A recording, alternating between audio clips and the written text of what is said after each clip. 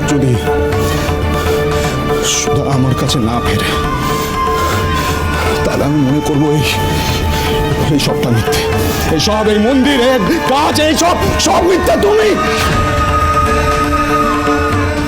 মিথ্যে, তুমি মিথ্যে, মিথ্যে, মিথ্যে, মিথ্যে, মিথ্যে, মিথ্যে, মিথ্যে, মিথ্যে। আচ্ছা ঠিক আছে, আমি জানিয়ে দিচ্ছি।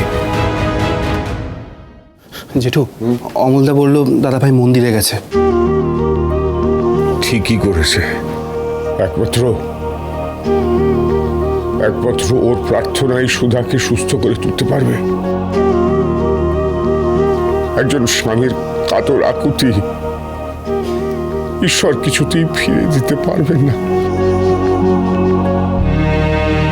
কিছুতেই।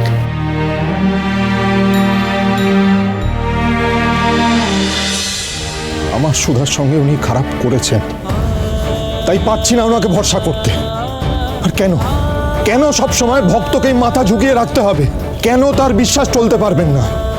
উনি যদি সত্যি থেকে থাকেন, যদি সবটা দেখে থাকেন, তাহলে কেন নিজে থেকে আমার সুধাকে সুস্থ করে দিচ্ছেন না? কেন ওকে এত বড় বিপদ থেকে বের করে আনছেন না বলুন আমায়? বাবা, ঈশ্বর তো আমাদের দাবি বা চাহিদা মেটানোর যন্ত্র নয়। ঈশ্বর হচ্ছেন পরম পিতা, বিধাতা। আমাদের ভাগ্যের সুতো ওনার হাতে বাঁধা।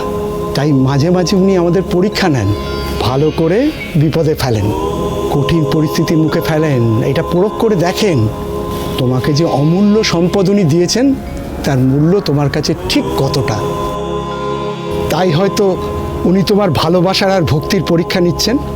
ভালোভাবে ঠান্ডা মাথায় এই পরীক্ষাটা উতরে যাও। অস্থির হলে, রাগ করলে কিন্তু কোনো সমাধান সূত্র পাবে না। সমাধান তো আমাকে পেতেই হবে পুরোহিত মশাই। আমার উত্তর না নিয়ে, আমার বিচার না নিয়ে আমি এখান থেকে কোথাও যাব না। আর এর জন্য আমি সব পরীক্ষা দিতে প্রস্তুত। আপনার ঈশ্বর যদি ন্যায়ের বদলে ভক্তি, আনুগত্য, সমর্পণ দাবি করেন, সব দিতে প্রস্তুত আমি। কিন্তু বদলে আমার সুধাকে ফিরিয়ে আনতেই হবে ওনাকে। আজ উনিও বুঝুন, সুধাময়ের জন্য তেজ বসু মল্লিক নিজের প্রাণটাও দিয়ে দিতে পারে। এরকম বিপদপূর্ণ পরিস্থিতিতে তুমি ঠিক জায়গায় এসেছো বাবা। আমাদের এই মন্দির খুব জাগ্রত। কথায় আছে, আজ থেকে 100 বছর আগে নিজের স্ত্রীকে দুরারোগ্য ব্যাধির থেকে বাঁচাতে এক রাজা আগুনের সামনে বসেন। ভীষণ কঠিন এক সাধনা করেছিলেন। স্ত্রীর প্রতি নিজের ভালোবাসার সাক্ষ্য দিতে মায়ের সামনে উনি আগুনের উপর দিয়ে হেঁটে গিয়েছিলেন। তারপর মা তার ডাকে সাড়া দেন। সেই দিনের পর থেকে এই মন্দিরে অনেকেই সেই সাধনার চেষ্টা করেছে। যে পেরেছে সে ফল পেয়েছে, কিন্তু বেশিরভাগ ভক্তই পারেনি সেই কঠিন সাধনা সফল করতে। যন্ত্রণা সহ্য করতে না পেরে মাঝপথে হার মেনে নিয়েছে। কিন্তু হার মানতে তেজ বসু মল্লিক শেখেনি। আমি সুধার জন্য সব পরীক্ষা দিতে রাজি। আমি তো বললাম, আমার সুধাকে সুস্থ করে তুলতে ঈশ্বর যদি আজকে আমার প্রাণও চান, আমি দিয়ে দেব।